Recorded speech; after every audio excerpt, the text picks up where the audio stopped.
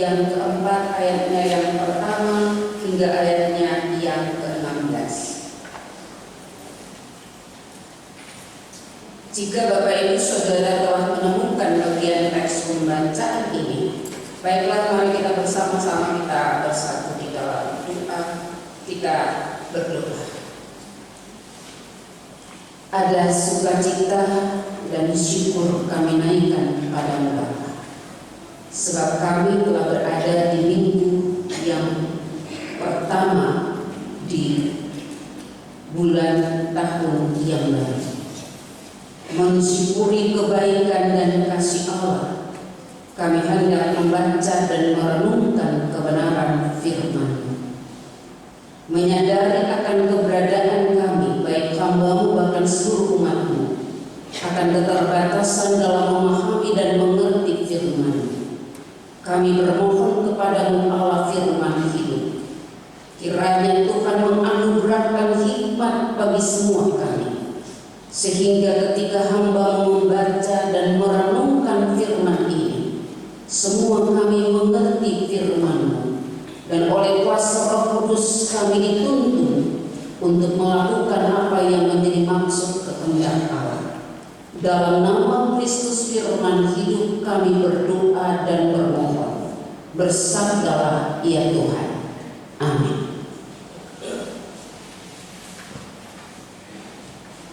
Kejadian pasal 4 ayatnya yang pertama hingga ayatnya yang ke-16. Demikianlah bunyi firman Tuhan. Kain dan Habel. Kemudian manusia itu bersetubuh dengan Hawa istrinya, dan mengandunglah perempuan itu, lalu melahirkan Kain. Maka kata perempuan itu, aku telah mendapat seorang anak laki-laki dengan pertolongan Tuhan. Selanjutnya dilahirkanlah Habel, adik Kain. Dan Habel menjadi gembala kambing domba, Kain menjadi petani. Setelah beberapa waktu lamanya, maka Kain mempersembahkan sebagian dari hasil tanah itu kepada Tuhan sebagai korban persembahan. Habel juga mempersembahkan korban persembahan dari anak sulung kambing dombanya, yakni lemak-lemaknya.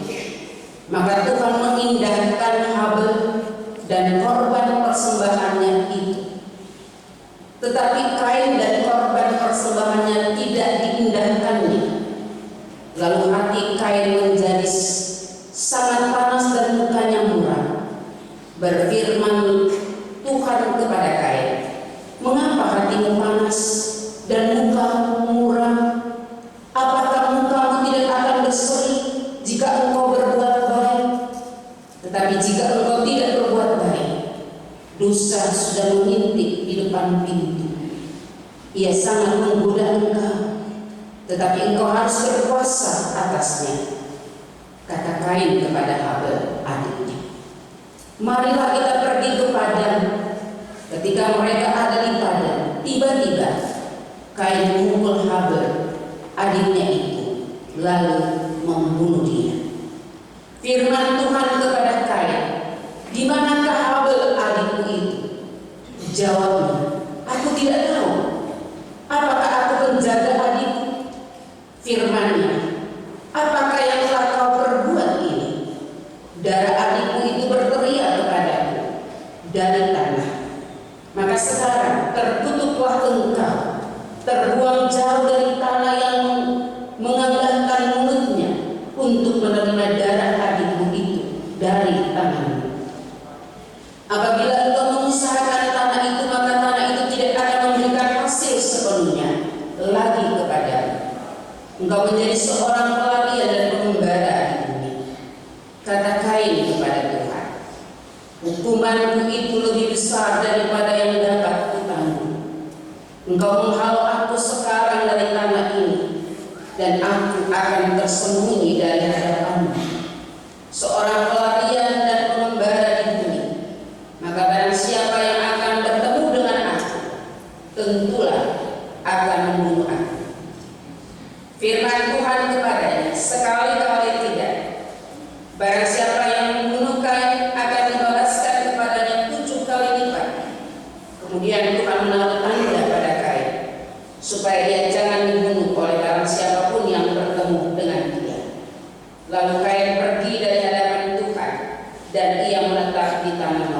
di sebelah timur Eden. Demikianlah jawab bagian pembacaan firman Tuhan. Haleluya.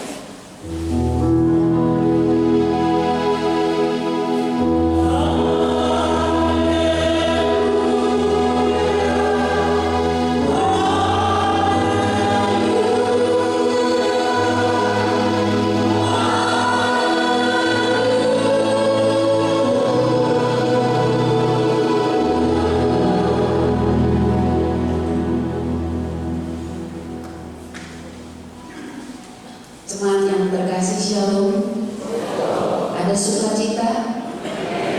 Ya, kita bersukacita karena kita boleh ada di tangga yang pertama di tahun yang baru.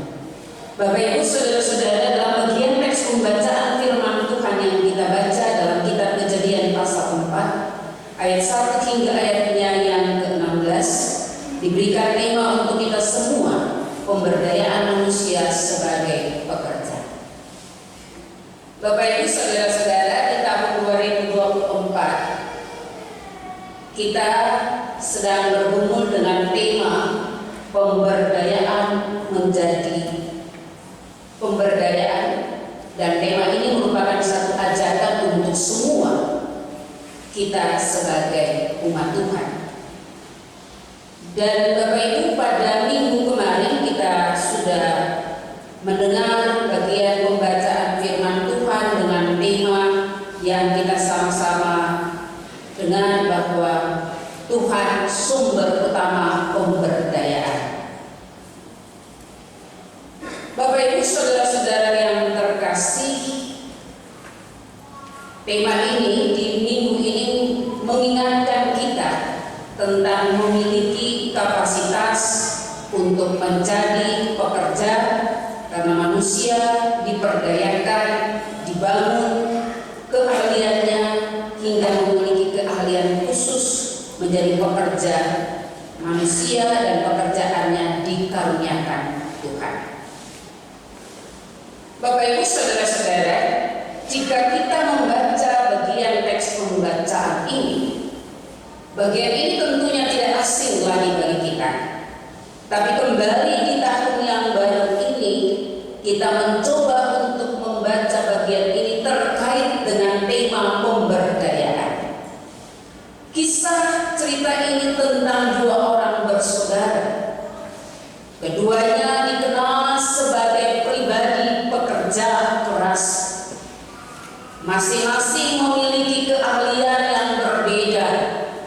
Yang satu Habel sebagai gembala, yang memiliki keahlian sebagai seorang peternak, dan Kain seorang petani yang memiliki keahlian di bidang pertanian. Dari pekerjaan yang mereka berdua kerjakan, keduanya mempersembahkan persembahan kepada Tuhan. Namun dalam cerita ini menceritakan kepada kita bahwa ada kecemburuan yang terjadi. Dan apa penyebab kecemburuan itu? Rupa-rupanya dari persembahan hasil yang mereka kerjakan atau pekerjaan mereka mempersembahkan kepada Tuhan. Dan persembahan Habel dalam cerita ini sangat menyenangkan hati Tuhan. Dan persembahan Kain seakan-akan membuat Kain merasa cemburu, karena dia merasakan bahwa apa yang dia berikan tidak diperhitungkan Tuhan. Karena itu dalam kecemburuan itu maka terjadilah pembunuhan, dan dalam pembunuhan itu mengakibatkan penghukuman. Dari teks pembacaan ini ada tiga hal yang dapat kita lihat, tiga pikiran besar pada ayatnya yang pertama hingga ayatnya yang kelima. Dalam bagian ayat-ayat ini, di sini mau menjelaskan tentang asal mulanya hadirnya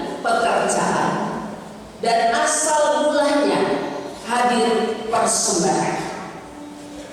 Bapak Ibu saudara-saudara, kata genealogi atau asal mula pekerjaan sebagai gembala, jadi ada dua. Pertama sebagai gembala kambing domba yang diwakili oleh Habel, dan asal mula pekerjaan manusia sebagai petani diwakili oleh Kain. Genealogi kedua itu tentang asal mula persembahan, yaitu munculnya persembahan sebagai hasil dari pekerjaan yang dikerjakan oleh manusia.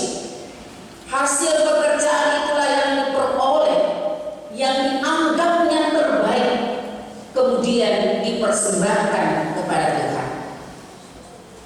Gambaran tentang pemberdayaan kepada manusia tampak di sini, yaitu manusia diperdayakan, manusia dibangun kapasitasnya, bukan hanya menekuni satu bidang saja, tetapi dapat menekuni berbagai bidang ilmu sesuai dengan kapasitas keilmuan dan keahlian yang dimilikinya, sehingga manusia hidup dapat mengisi hidup dengan karya pekerjaan sesuai kemampuan, sesuai kesanggupan, dan menghasilkan hasil karya yang martabat. Dua pribadi pekerja Habel dan Kain ini telah menjadi inspirasi untuk kita manusia, supaya kita hidup dan menghasilkan karya. Manusia adalah manusia pekerja atau homo faber. Dari manusia yang mengenal bekerja, ia mengenal karena Tuhan pencipta. Seperti pekerja seniman, Tuhan adalah pekerja hidup abadi. Sehingga etika kerja atau protestantis membangun kapasitas penganutnya dengan mengajarkan bahwa kerja itu adalah ibadah. Tanpa bekerja, potret seniman akan mati. Tanpa bekerja, kemiskinan dan kelaparan akan menjajah. Kerja adalah seni mengolah anugerah, seni menghadirkan hidup yang mekar, dari seni mekar ke mekar berikutnya, dari satu panen ke panen yang berikutnya, dari satu berkat ke berkat yang berikutnya. Nabi Musa juga mengajarkan sisi lain dari bagian ini, bahwa ketika mereka mendapatkan hasil dari bekerja, mereka juga harus mempersembahkan persembahan itu kepada Tuhan. Cara mempersembahkan itu dapat dipelajari dari sikap dan tindakan Habel dan Kain. Habel memberikan yang terbaik menurutnya, dia mempersembahkan kepada Tuhan, dan karena itu persembahannya diterima oleh Allah. Bapak Ibu saudara-saudara, pada bagian teks pembacaan yang kedua ayat 6 hingga 8, di situ merupakan satu dialog atau cerita antara Allah dengan Kain. Bapak Ibu saudara-saudara, dialog ini dengan maksud dalam teks ini bahwa Tuhan mempertanyakan kepada Kain di mana adiknya. Mengapa? Karena darahnya yang tertumpah di tanah itu sedang berteriak menangis, dan Allah mendengar hal itu. Karena itu Allah mempertanyakan. Tetapi sebelumnya dalam bagian ini Allah melihat bagaimana raut wajah dari Kain. Dalam bagian teks ini menjelaskan bahwa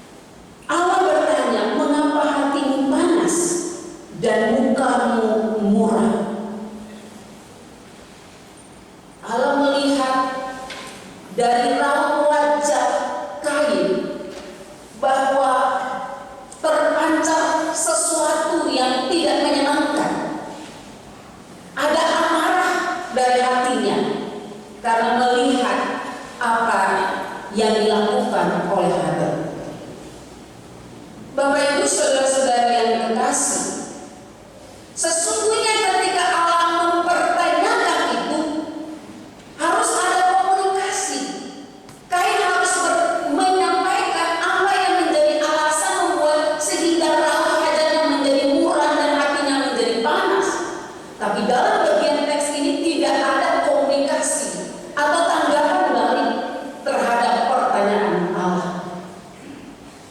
Dari sini tentunya yang menjadi perhatian Kain bukan kepada Allah, tetapi kepada Habel. Padahal yang diinginkan Allah bagaimana? Hati Kain itu tertuju pada Tuhan. Persembahan yang dia bawa itu tertuju untuk Tuhan. Jadi dia bukan harus lihat-lihat Habel dikasih apa ya? Saya dikasih apa ya? Jadi bicara soal persembahan ini tidak harus baku inti, tapi memberi dari hati yang sungguh, bawa sesuatu yang dari hati yang penuh dengan sukacita.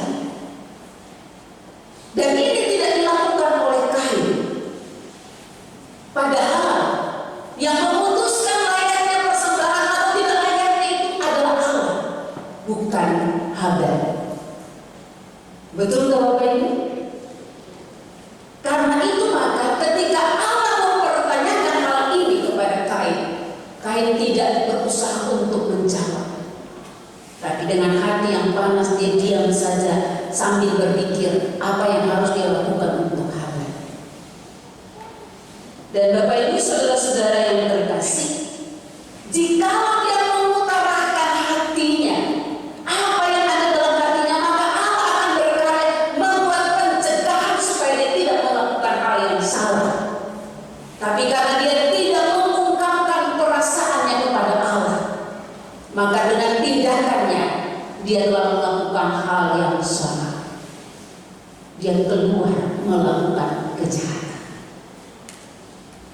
Bapak Ibu saudara-saudara yang terkasih, hal yang berikut dari ayat 9 hingga ayat 16, dari tindakan Kain, begitu dia melihat bahwa Allah lebih cenderung peduli pada persembahan Habel, maka dia mengajak Habel pergi dari tempat itu, di tempat yang sudah dia pikirkan, lalu dia melakukan tindakan pembunuhan.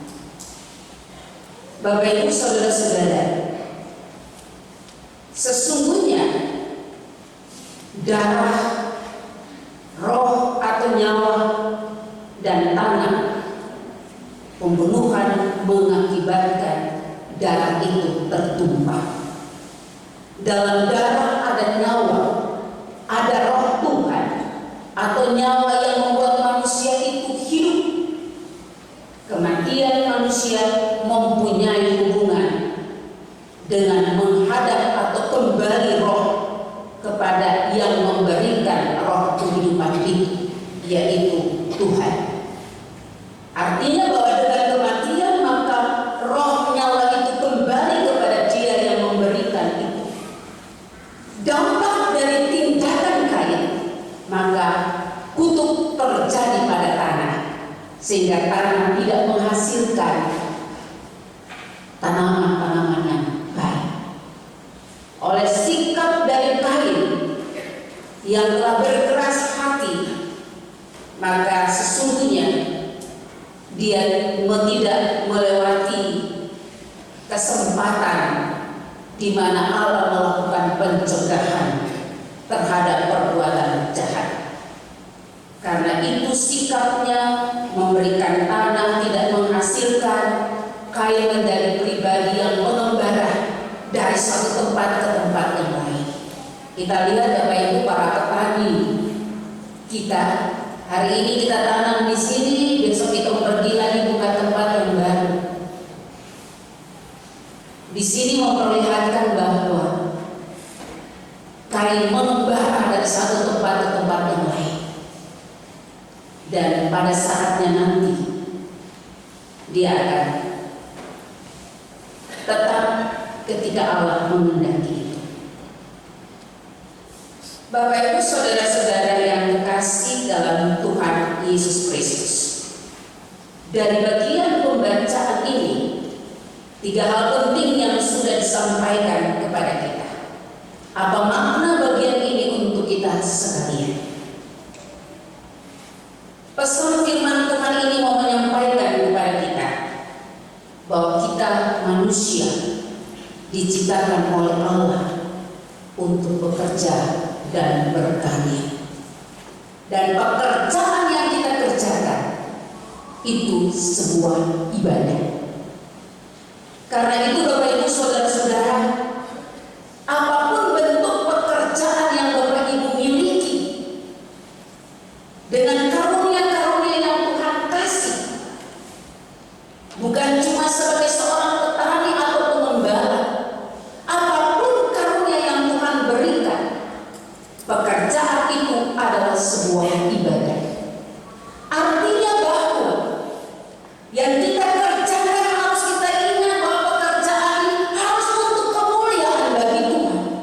Pekerjaan ini harus kita jadikan sebagai satu persembahan yang terindah dan termulia bagi Tuhan. Kain fokus, dia hanya mikir Tuhan terimakan tidak bisa persembahan. Dia nitip-nitip, tapi dia tidak menata hidupnya, dia tidak menata hatinya, dia tidak menata pikirannya, dia tidak menata apa yang dikerjakan, apakah yang dikerjakan dapat menjadi berkat bagi orang lain. Dia tidak pikir, tapi dia hanya berpikir tentang dirinya sendiri. Harus kita ingat, apapun bentuk pekerjaan kita adalah satu ibadah bagi Tuhan. Dan pekerjaan yang kita kerjakan harusnya menjadi berkat bagi banyak orang. Bapak Ibu Saudara-saudara, Kain kerjanya adalah sebagai seorang petani. Dia tidak akan bisa sukses kalau tidak ada air, tidak ada bibit yang baik, tidak ada pekerja-pekerja yang baik. Ini menunjukkan bahwa dalam melakukan pekerjaan ini membutuhkan satu tim yang solid, satu tim yang bisa bekerja sama dengan baik.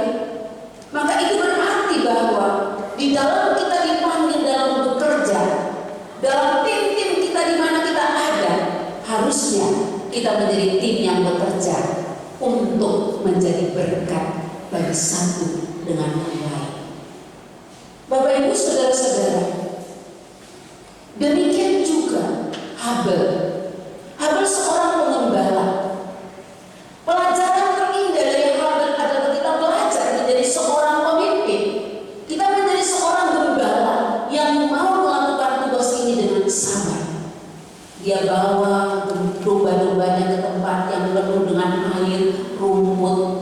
Kalau domba-dombanya nakal, dia dapat mengarahkan dengan baik kemana arah jalannya supaya jangan dia tersesat. Hal ini menggambarkan bahwa Tuhan memberikan tugas dan tanggung jawab bagi kita dalam melakukan tugas dan pekerjaan. Apapun pekerjaan kita sebagai pelayan, sebagai pemimpin, dimanapun kita berada, dalam panggilan kita membutuhkan kesabaran, ketaatan, kesetiaan, supaya kita mengarahkan semua yang kita arahkan itu dapat mendapatkan berkat yang baik.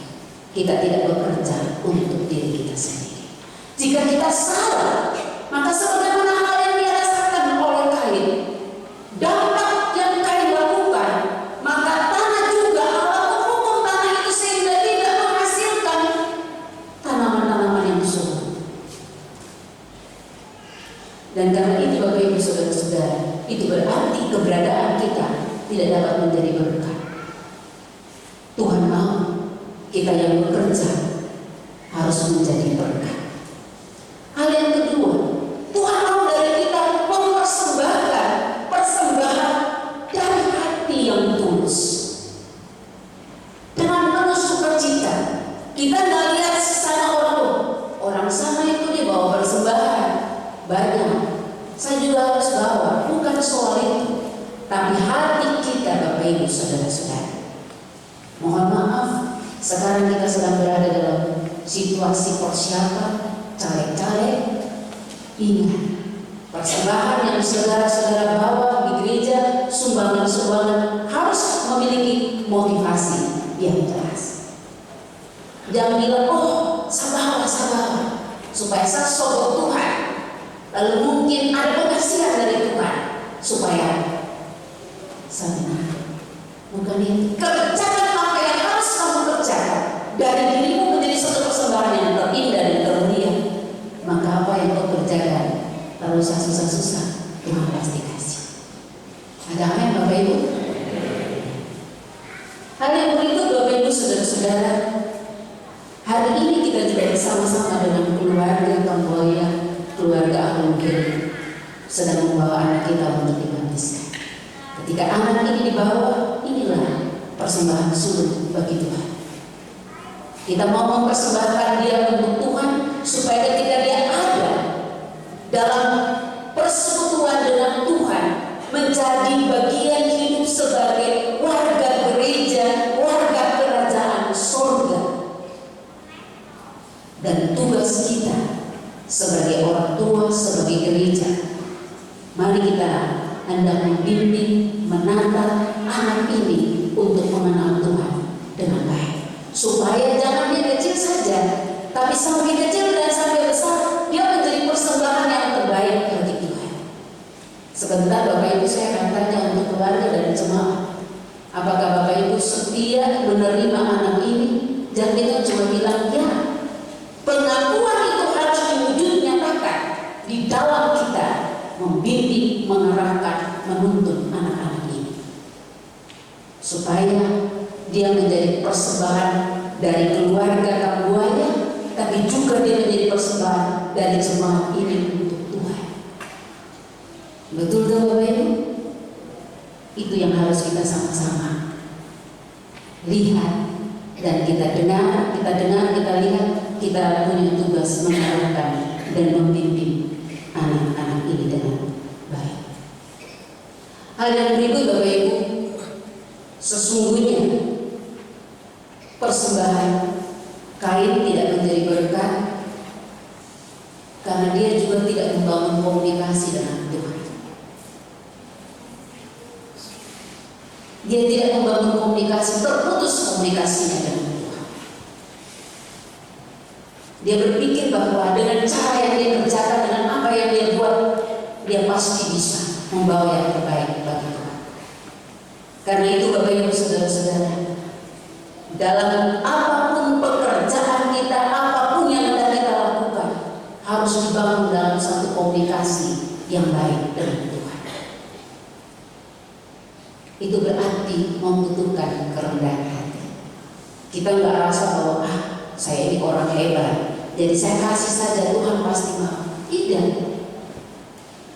Persembahan yang terbaik dari hati, dan tanya, Tuhan apakah persembahan ini layak? Dan apakah yang Tuhan mau supaya saya kerjakan? Apakah yang Tuhan mau saya perbuat dalam persembahan ini? Jangan kita sakit hati sendiri dengan persembahan yang kita kasih dan kita membuat hal yang salah. Tetap membangun komunikasi dengan Tuhan, supaya kalau ada hati, pikiran, perasaan yang jahat, Tuhan akan dapat mengubah itu, membawa dan mengarahkan kita pada jalan yang benar. Tapi karena kecemburuan, kebencian terkadang menutup segala sesuatu.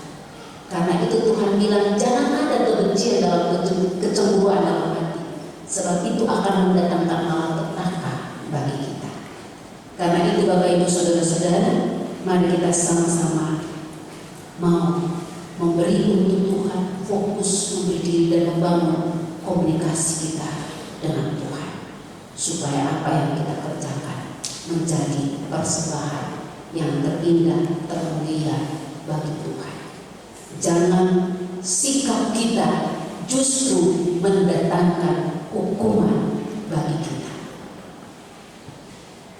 Sukasi terus orang bilang babangke, sukasi tuh hitung-hitung.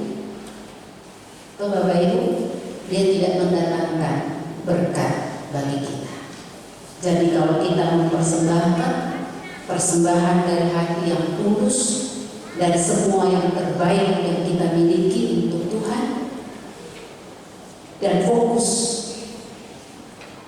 Kadang-kadang tuh timbang-timbang, saya mau kasih orang persembahan ini, dia terima kan tidak? Tuh Bapak Ibu. Tapi kalau itu mau dengan hati yang tulus untuk Tuhan, Tuhan yang ini sudah yang saya punya, yang saya kasih.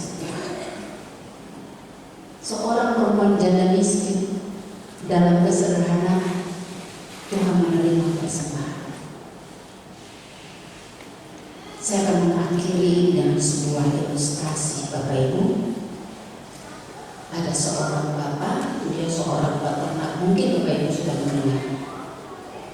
Dia punya sapi. Dia bilang buat istrinya, sapi ini nanti kita akan persembahkan untuk Tuhan. Nanti. Jadi pada saat sapi, dia punya istri bilang, kalau begitu Bapak, dari sapi-sapi ini mana yang kita mau tentukan untuk Tuhan? Dia punya suami bilang, nanti baru saya tentukan. Kebetulan di saat beberapa waktu kemudian sapi ini dia beranak. Dia beranak 2. Jadi memang dari 2 ini dia sulit untuk menentukan 2 ini mana yang dia mau persembahkan untuk Tuhan. Jadi dia bilang buat dia istri, nanti sudah baru Tuhan menentukan. Penjaga sapi ini datang, dia mengatakan, Tuhan, mari Tuhan pergi dan melihat kedua sapi yang ada ini. Ketika dia datang di kandang, ternyata dia melihat ada salah satu sapi yang sudah tidak kuat, sehela-hela nafas mau mati. Dan pada saat sapi itu mati, lalu dia mau bilang, ini sudah keputusan. Dia pergi ke dia istri, dia bilang, Mama, saya sudah menentukan persembahan sapi mana yang saya akan kasih untuk Tuhan. Dia istri bilang, bukankah Bapak belum menentukan? Tapi dia katakan, sudah, ini sudah waktunya. Dan sapi yang mati itu sapinya Tuhan. Bapak Ibu, kadang-kadang kita mau memberikan persembahan untuk Tuhan, kita pikir-pikir yang setara kayak apa yang perlu kita kasih. Mari kita belajar, berilah yang terbaik untuk Tuhan.